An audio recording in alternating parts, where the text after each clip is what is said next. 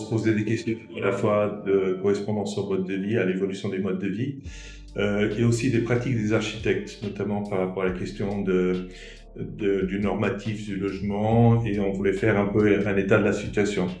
En nous concentrant sur, fondamentalement, ce qu'on appelle le logement abordable, c'est-à-dire c'est pas forcément du logement coopératif. Donc on était déjà conscient à l'époque, on a déjà pas mal discuté sur le fait que la dominance de l'innovation actuellement, elle est dans le logement collectif, coopératif, mais que même s'il y a des opérations qui joignent les deux, la question du logement social et cette couche de la population n'est pas véritablement étudiée actuellement. Et donc on a fait un premier pas qui est très inspirant par rapport à ce qu'on fait de nos jours, qui était de lancer des études pluridisciplinaires en nous imaginant, enfin plutôt en confirmant l'idée qu'au fait on peut pas travailler uniquement sur les domaines de l'architecture et de l'urbanisme, mais que ça implique beaucoup d'autres disciplines, notamment économiques, écologiques, sociales et autres. Et en partant de ce résultat, qui a donné lieu à un rapport, qui est un rapport public d'ailleurs, qui a été envoyé à l'État, est venue l'idée qui va être l'idée au fond fondatrice par rapport à la création de la fondation, que ça aurait été très intéressant de faire, en tout cas construire un quartier qui pourrait être un quartier dont on tirait des enseignements par rapport à des questions d'innovation et d'expérimentation. Donc la construction de Philogie est toute jeune, et ce qu'on se propose de faire, c'est effectivement de la déployer sur 3 axes stratégiques. Le premier, c'est l'axe prospectif, c'est vraiment en lien avec les études, qu'elles soient académiques ou qu'elles soient appliquées, pratiques.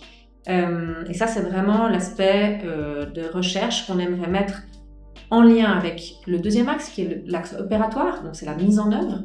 Alors il y a cette première opération dont on a abondamment parlé ici, parce que c'est celle qui nous occupe au premier chef. Et puis il y a cette volonté également de travailler ensuite sur de l'existant, puisque c'est aussi ça ce qui nous occupera à Genève et ailleurs pour le bâti déjà existant.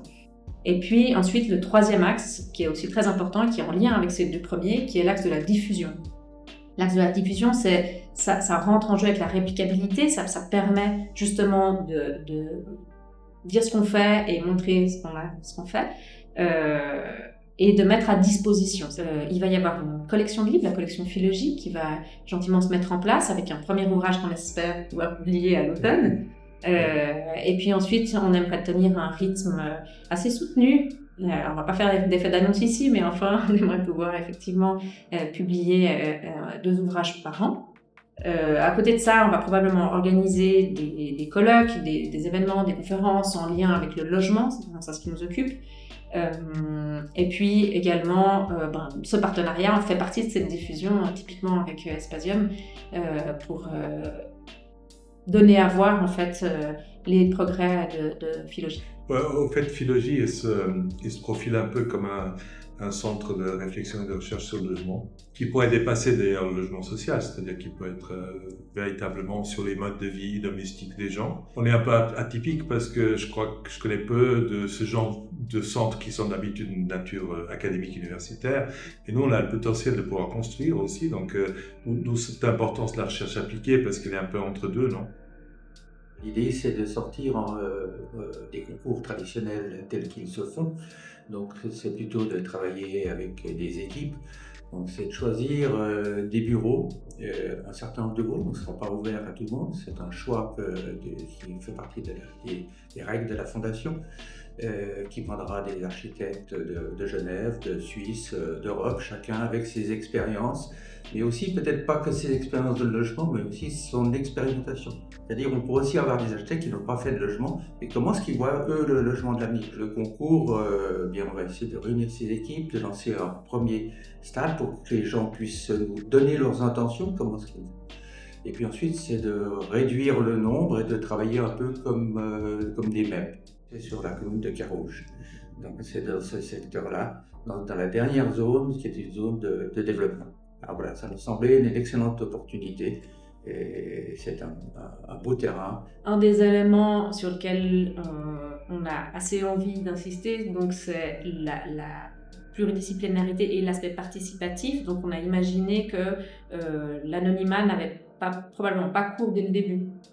On aimerait pouvoir mettre en place certains ateliers pour créer aussi une culture commune.